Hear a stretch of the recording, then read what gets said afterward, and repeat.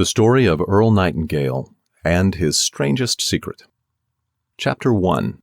The Haves and the Have-Nots. Everything that's really worthwhile in life comes to us free. Our minds, our souls, our bodies, our hopes, our dreams, our intelligence, our love of family and friends and country. All of these priceless possessions are free. Earl Nightingale.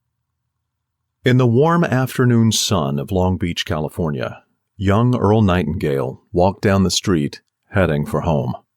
He was thinking about his birthday, only 2 days away. Not that he expected any presents. He would be 12 years old. 12. It had a grown-up ring to it. Suddenly, a loud roaring sound broke the peace and calm around him, as if a speeding locomotive had jumped its tracks and was racing down the street toward him. Simultaneously with the noise, the earth beneath him began to shake.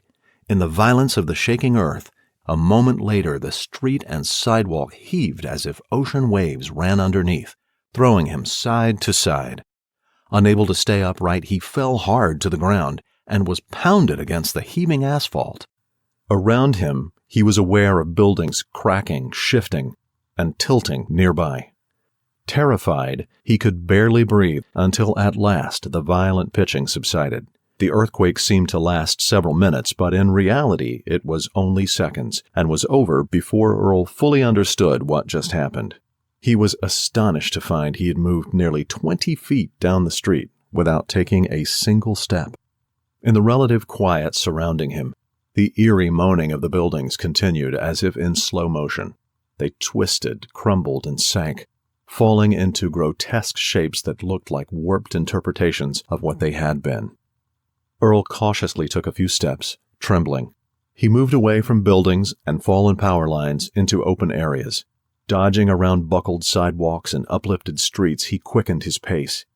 He weaved between damaged cars and rubble. Now different sounds reached him, softer but chilling.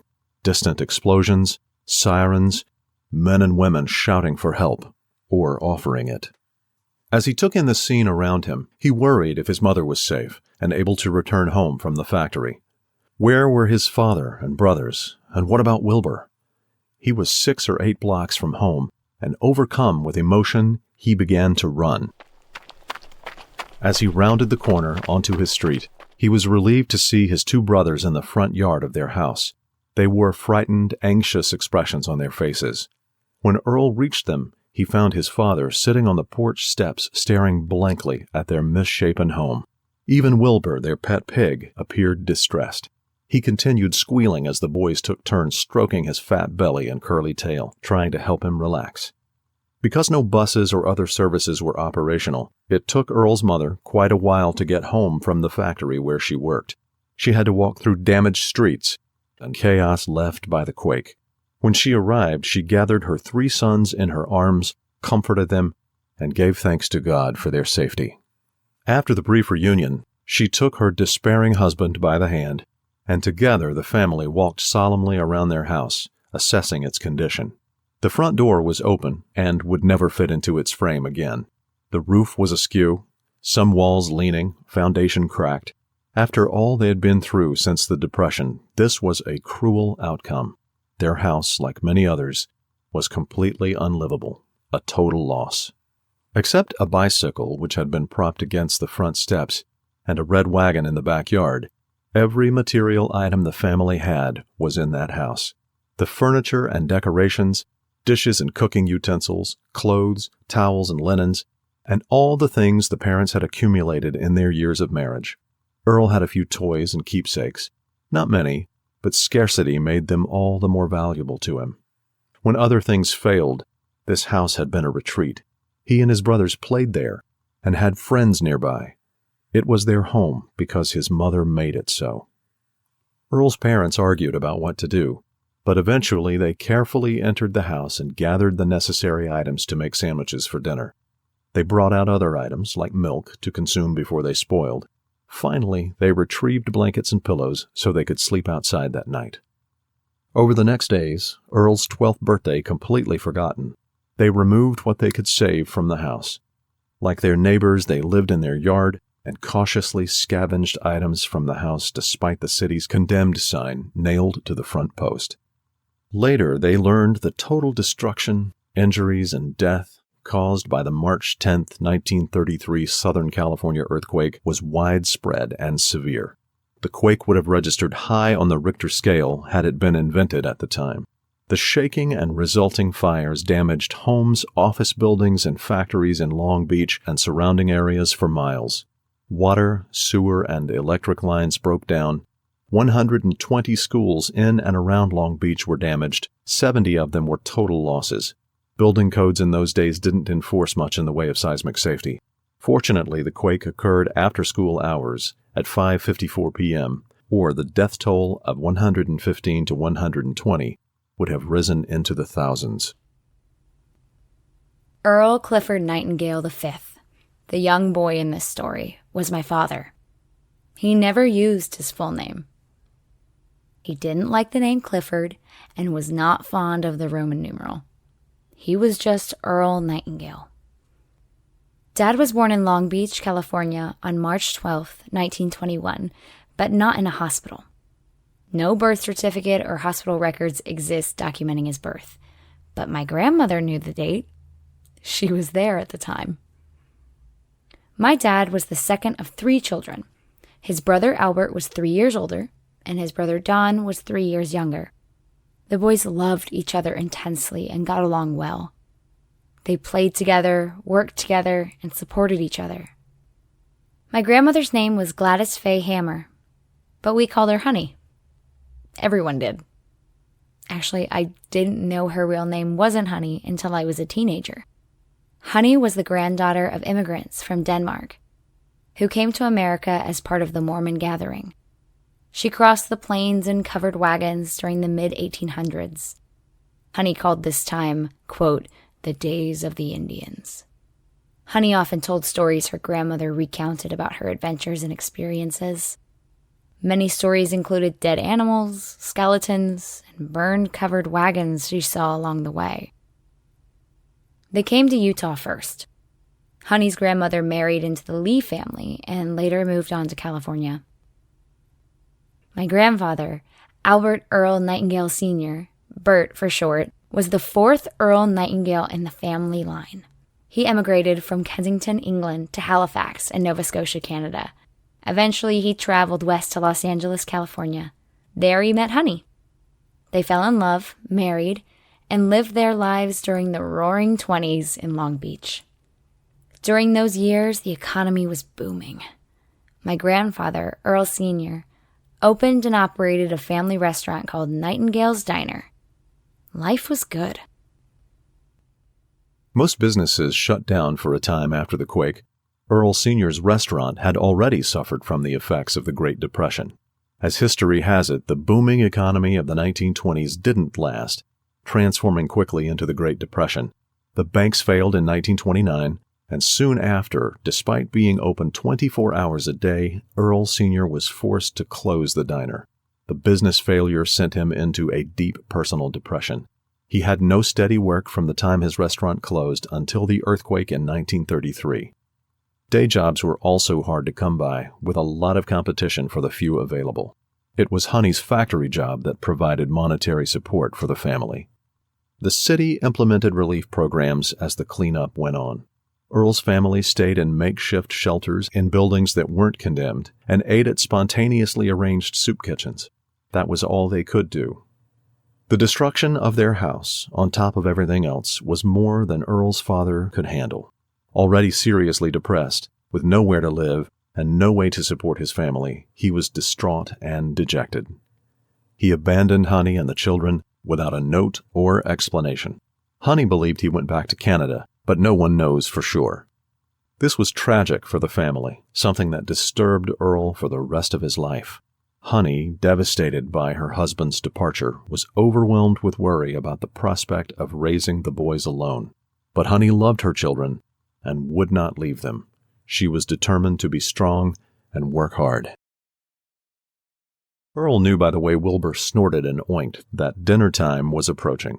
With nothing to feed him, Earl fastened a thin rope around Wilbur's neck and took him for a walk to forage for food.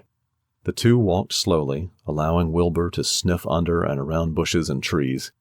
Eventually, the duo ended up at the beach. With his own stomach growling, Earl sat in the sand and watched the waves roll in. He missed his dad.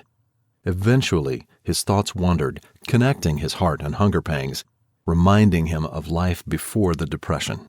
He remembered the days he could go down to his dad's diner. In the mornings, it smelled like a mix of coffee and pancakes, and in the evenings, like coffee and meatloaf. Every time he went there, his dad would find something tasty to give him. Sometimes it was a quick sandwich. Other times, a juicy cheeseburger and fries with ketchup for dipping. Earl loved that diner and all the people who worked in it. Emmy, his favorite waitress, worked for his dad for as long as Earl could remember. If Earl came in and his dad wasn't there, Emmy always was. She got him ice cream or made him something fun like a bunny salad. The bunny salad wasn't on the menu. She made it quickly with half a canned pear, decorated the face with raisins, and made ears on the top with almonds. Then she put on a fluffy white tail with a dollop of whipped cream. She finished the dish by placing a carrot stick on the plate as if the bunny was going to eat it. Earl had the whole menu memorized and went through it in his mind often, usually when he was hungry. As he sat on the beach, keeping an eye on Wilbur, he saw an enormous battleship approaching. As it came closer, he could read the words painted on its hull, USS Arizona. Earl watched as the massive ship glided by, and he imagined himself a seaman, walking the decks of the mightiest vessels in the world, discovering what life had to offer beyond Long Beach. It was a sight to see, and he watched with enthusiasm as it crossed in front of him, headed toward Terminal Island. The federal government sent the USS Arizona, loaded with supplies, to Long Beach to provide aid to the stricken community. When the Arizona arrived, a shore party entered the city with food and relief supplies for those affected by the quake. The sailors' purpose was to restore order, aid local law enforcement with patrols, assist in establishing communications, provide food and shelter, and they set up first aid stations and supply centers. One community already established by Long Beach City for homeless people due to the Great Depression was Tent City. Placed in a large grassy area with some shade trees, it was not far from the beach. The layout was orderly, with city-provided electricity for a single light bulb in each tent. The residents kept it relatively clean. The population swelled with new military-issue 10-foot by 12-foot open-bottom canvas tents for the families displaced by the earthquake. After her husband left, Honey and the 3 boys, their home destroyed, had no choice but to move into Tent City. Honey was given a standard tent and 4 cots from the supplies provided by the USS Arizona. The families set up the tent and moved their meager possessions in. It was just as well they had so little. There wasn't much room in the tent for many belongings. The single light bulb was enough to read and dress by. The tent was not equipped with heating or cooling. The boys had each other and Wilbur, and a mother standing all of 5 feet 2 inches tall, 110 pounds, determined to work and provide for her boys. She was strong as steel. The Nightingales showered and used the bathroom in public buildings. Meals were provided by soup kitchens that sprang up all over town. Before the earthquake, their clothes often came from welfare programs and charitable donations. This continued in Tent City as well. Though it may have hurt their pride to live on handouts, this was a time of little more than subsistence. Honey taught her boys to be grateful for whatever they had. While Honey could get her children hand-me-down clothing at a charity drop-off, shoes were a hot item and much more difficult to find. At the rate Earl was growing, shoes only fit him for a short time anyway. So Earl went barefoot. Fortunately, Honey resumed her job as a seamstress making girdles at a nearby Works Projects Administration sewing factory. By some miracle, the building was restored and production re-established. Honey began working there after Nightingale's diner failed. Her job provided support for her family in the early years of the Depression, and now it would support them after the catastrophe, as Honey called the quake. She said, "My hands and a sewing machine kept the family alive through those difficult years." In the days following the earthquake, Honey and her sons reorganized their lives to suit their post-catastrophe situation. They established a regular routine with chores and responsibilities for everyone. Not everything was a daily grind. During this time, Earl enjoyed going to the beach. The sand and ocean water calmed him and cleared his mind. He developed into an excellent swimmer and surfer. Because of their circumstances and the lack of records, there are only family remembrances indicating Earl received the most basic and short-lived formal schooling during his youth. Though honey surely helped, Earl largely taught himself to read. He even taught himself to speed read. Books and other texts helped satisfy his never-ending curiosity. Honey always encouraged him. Knowledge is everything, and everything you want to know has been written down by someone, somewhere, she'd say. I recall Honey telling me a story about my father's self-taught reading skills. She said, "I was in the kitchen of our house preparing food and doing dishes and was startled to hear your father reading. He was so young, he should not have been able to." She put her hands on her hips, remembering her 3.5-year-old son. He finished eating and turned the plate over, then read the manufacturer information out loud off the back of the dish. Shortly after entering Tent City, Earl began reading every book he could. He had a library card. They were free. He walked barefoot to the library, pulling his red wagon along behind. He checked out as many books as he was allowed. Under that single dangling light bulb in the middle of the tent, Earl read for hours at a time. Within days, he would make another trip to the library to return the books and fill the wagon again. Earl was interested in the classics. He wanted to know the answers to the big questions in life, and started at the beginning with the ancient philosophers, Thales, Plato, Aristotle, and others, because their writings had stood the test of time. Homer's epic poems of adventure, heroism, perseverance, and loyalty were favorites. From these Greek philosophers, Earl moved to Confucius, Thomas Aquinas, Descartes, Bacon, and Emerson, to name a few. Before he turned 17, Earl read every worthwhile book in the Long Beach Public Library. This is a literal statement. Every worthwhile book he could find, over a period of years starting before he turned 12, according to his mother. These writers entertained, excited the imagination, and enlightened Earl. From the pages of these books, he was taught and mentored. The authors became like friends to Earl. He was truly an unusual boy. Checking his books back into the library always took some time because Earl had so many. The librarian had to examine each book, find the checkout card, date and initial it, place it back in the book, and put the book on the return cart. Earl chatted with the librarian as she checked in his books. He asked her to recommend books he should read next. With check-in complete, he set about finding new books to read. At checkout, he waded through the long process again. One day the librarian suggested he sit in a chair and read for a while until he was ready to go home. Earl welcomed the chance to read in the cool, quiet atmosphere of the library instead of in the cramped, warm tent. Sitting undisturbed with a book in a soft chair for a while would be nice, and he took the librarian up on her offer. After that visit, he frequently stayed and read at the library. The librarians helped him find the classic books he was looking for. Because of his friendly, outgoing nature and the amount of time he spent there, Earl became popular with the staff. He asked intelligent questions and engaged with other visitors at the library more like an adult than a boy. Earl's ability to recall what he read was phenomenal, and the extensive reading he did as a child provided him with a vast repertoire of stories and wisdom to draw on throughout his life. He used the references almost completely from memory, rarely having to double-check a source. When the family moved to Tent City, Wilbur came along. He was a remnant of their more carefree life prior to the stock market crash. My dad and his brothers loved that pig. They spent a lot of time playing with him and taking him out for walks around the neighborhood. Honey told me, there came a point where our difficulties reached their peak, and we had to face the reality we could not afford to keep feeding Wilbur. She paused, searching for the right words. We ate the pig. Although my dad understood the decision, he was brokenhearted at losing his pal. Honey, still pained by the experience, said, it was one of the hardest decisions I ever had to make. I knew how much it hurt my boys. Life moves on, and you don't have much time to dwell on the heartache when you're in survival mode. You just keep putting one foot in front of the other and hold on to hope that things will get better eventually.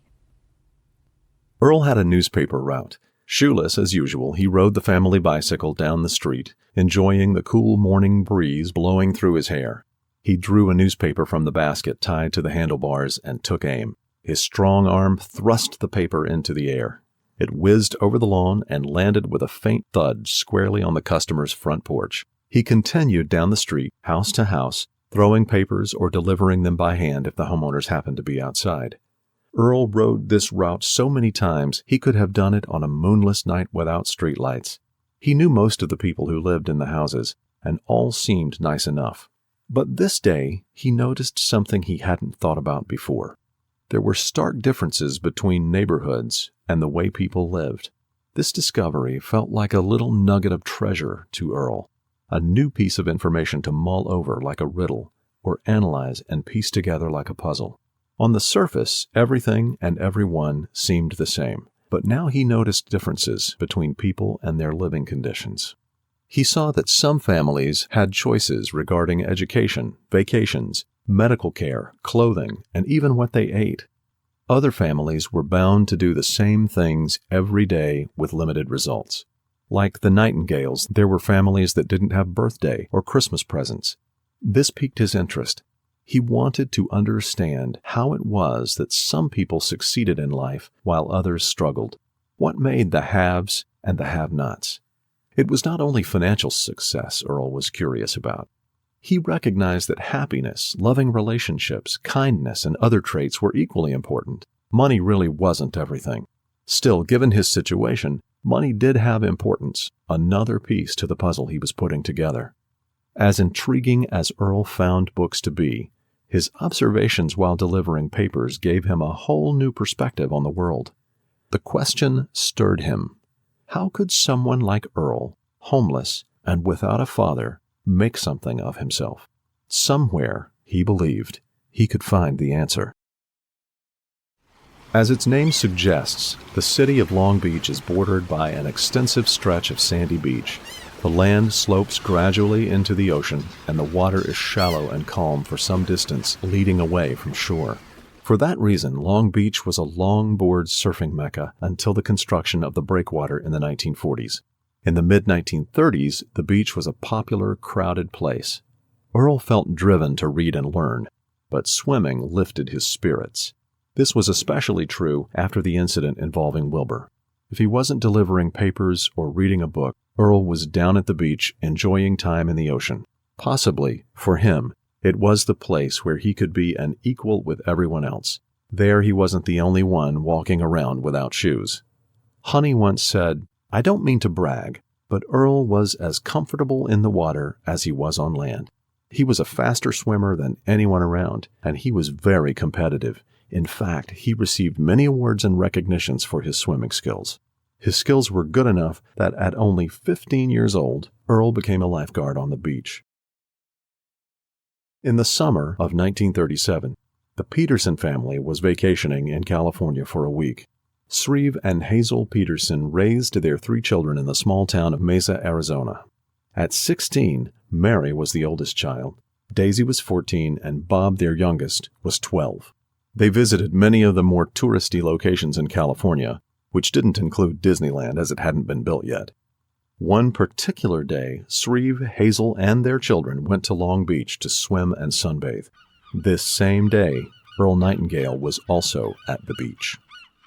Of all the people on the 5.5-mile-long shoreline that day, Earl noticed Mary. He said she was the most beautiful girl he had ever seen. For him, it was love at first sight. Outgoing as always, he walked right up to the pretty girl and introduced himself. Earl was the same age as Mary, good-looking, tall, with an athletic build. The 2 teenagers talked for hours, walked in the sand, and swam together. Without realizing he was doing it, Earl easily made some adjustments to his athletic beach activities to accommodate Mary's more limited swimming abilities. Earl was so taken by Mary, he was even bold enough to insist on meeting her parents. Mary's father, Shreve Peterson, a respected and capable businessman, owned a gas station and a large sporting goods store in Mesa. Shreve was very protective of his family, and particular about his daughter's boyfriends. Unknown to the 16-year-old Earl, Shreve had access to guns and knew exactly how to use them. In spite of Shreve's inclinations, Earl managed to charm him. I once asked my dad what he felt and saw upon first seeing and meeting my mother. He told me she was the most beautiful girl he'd ever seen, and that when he first spoke to her, he fell in love with her. He loved the way her hair shone with copper and gold in the sun, her million freckles that almost became one when she got tan, her shyness, the way she blushed, and the way she spoke. Even her name, Mary Julia, enchanted him. He loved her natural grace, style, formal education, her family, everything. He said he was also shy, but approached her nonetheless. They saw each other every day until her family's departure, and was quite pleased when they exchanged addresses and agreed to write. Mary and Earl spent every minute they could together during the remainder of the Petersons' vacation. Mary giggled, smiled, and occasionally blushed when Earl was around, and when he was not around, he was the topic of her conversations. "Mary," Daisy said one morning while getting dressed, "you know it's never going to work out." "What?" Mary exclaimed. "There is no way this is going to work out between you and that boy." "I don't know what you're talking about," Mary retorted. "Yes, you do. You know exactly what I'm talking about," Daisy said as she grabbed a hairbrush off the hotel bed and began to imitate Mary. In a voice higher than her own, she continued, "He's so dreamy, don't you think?" Daisy brushed her hair the way Mary often did, by grabbing all of it in one big clump and holding it up like a ponytail as she brushed out the ends to fluff them up. She continued attempting to mimic Mary. "He's so smart, and a lifeguard, a good-looking one with wavy hair." Daisy started laughing and couldn't continue. She threw the brush back on the bed and looked Mary straight in the face. "You'll likely never even see each other again. Put your feet on the ground, Mary. You live in Arizona, and he lives in California." Mary's cheeks felt hot. She took the hairbrush off the bed and rolled it around in her hands. Then she bent down close to Daisy so she could speak softly enough their parents wouldn't overhear. "Daisy, he asked me for my address. We have agreed to write." Daisy, ignoring Mary's desire to keep things quiet, loudly proclaimed, "Right? That's all? The way you talk about him, we all think he's asked for your hand in marriage." Mary was smitten. Much too soon, the Petersons' time in California ended, and they returned home. To Daisy's dismay, Earl and Mary corresponded regularly by mail and once in a while by phone, a very expensive option in those days. Mary made a big impression on Earl, too. She never left his mind. Hanging over the sweethearts like a curse was a doctor's prediction. Mary wasn't expected to live beyond age 16.